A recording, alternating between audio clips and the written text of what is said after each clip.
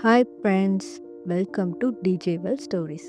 ஒரு ஊரில் ஒருத்தர் அறிவாளியாக இருந்தால் பரவாயில்ல, மொத்த ஊரே அறிவாளின்னு நினச்சிக்கிட்டா என்ன ஆகும்? அதுதான் இந்த கதை. முன்னொரு காலத்தில் ஒரு நாட்டில் வாழ்ந்த மக்கள் இந்த உலகத்திலேயே நாங்கள் தான் ரொம்ப பெரிய அறிவாளிகள்னு நம்பிக்கையோடு வாழ்ந்தாங்க. ஆனால் உண்மை என்னன்னா, அவங்க எல்லாருமே சரியான முட்டாளுங்கன்றது அவங்களுக்கே தெரியல. ஒரு நாள் மரத்தால ஒரு பெரிய வீட்டை கட்ட முடிவு பண்ணாங்க. அதுக்காக நல்ல மரங்களை தேர்ந்தெடுக்க காட்டுக்கு போகலான்னு தீர்மானிச்சாங்க. அப்போ தன்னை ரொம்ப பெரிய புத்திசாலின்னு நினைச்சு சொன்னா, நான் முதல்ல குதிரை வண்டியில போறேன், நீங்க எல்லாரும் ஏன் பின்னால வாங்க. எல்லாரும் ஒத்துக்கிட்டாங்க. அவன் வேகமா போகும்போது வண்டி ஒரு பெரிய கல்லை ஏறி கவிழ்ந்துச்சு. அவன் கையில் இருந்த கோடாரி கீழே விழுந்துச்சு. பின்னால வந்தவங்களும் தடுமாறி கீழே விழுந்தாங்க. அப்போ கோடாரி கீழே விழுந்துருச்சு. அவங்க பாதையில கிடந்த கோடாரிய பார்த்து, இவன் தான் பெரிய அறிவாளி, கோடாரியை இங்கேயே விட்டு சென்றதுக்கு கண்டிப்பா ஏதோ ஒரு காரணம் இருக்கும்னு நினைச்சாங்க. அதனால என்ன பண்ணாங்க தெரியுமா? தங்களோட கோடாரியை எல்லாம் அப்படியே அந்த வழியிலே போட்டுட்டு காட்டுக்கு போயிட்டாங்க.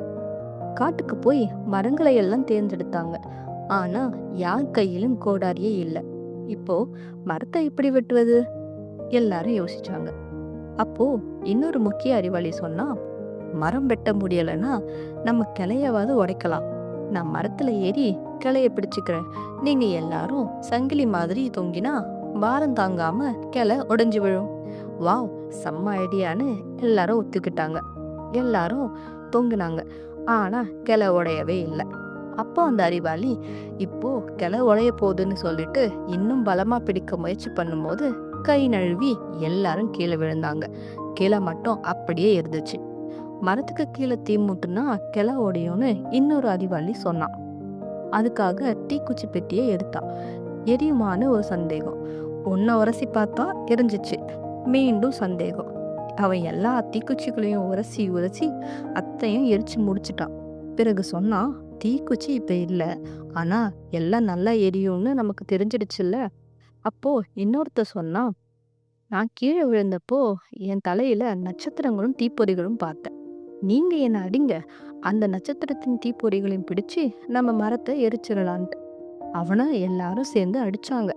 அவனும் நட்சத்திரத்தையும் பார்த்தா, தீப்பொறிகளையும் பார்த்தா. ஆனா தீ மட்டும் பிடிக்க முடியல. இறுதியில ஒருத்த மட்டும் சரியான விஷயத்த சொன்னான். நண்பர்களே, நம் வழியில விட்டு வந்த கோடாரிகளை திரும்ப எடுத்துட்டு வரலாம்.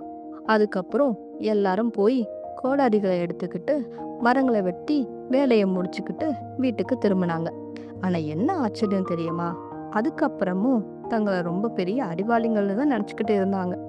இந்த கதையில இருந்து நாம என்ன கத்துக்கிறோம்? குருட்டுத்தனமான நம்பிக்கையும் யோசிக்காம செயல்படுறதும் எவ்வளவு பெரிய சுலபமான விஷயத்தையும் முட்டாள்தனமா தான் மாற்றும். அதனால யார் என்ன சொன்னாலும் அதை அப்படியே ஃபாலோ பண்ணாம, மற்றவங்க சொல்ற விஷயத்துல என்ன இருக்குன்னு சொல்லி கொஞ்சம் சொந்தமா யோசிச்சு செயல்படுங்க. இந்த கதை உங்களுக்கு பிடிச்சிருந்தா லைக் அண்ட் ஷேர் பண்ணுங்க. அண்ட் டிஜே வேர்ல்ட் ஸ்டோரிக்கு சப்ஸ்கிரைப் பண்ண மறக்காதீங்க. தேங்க்ஸ் ஃபார் வாட்சிங்.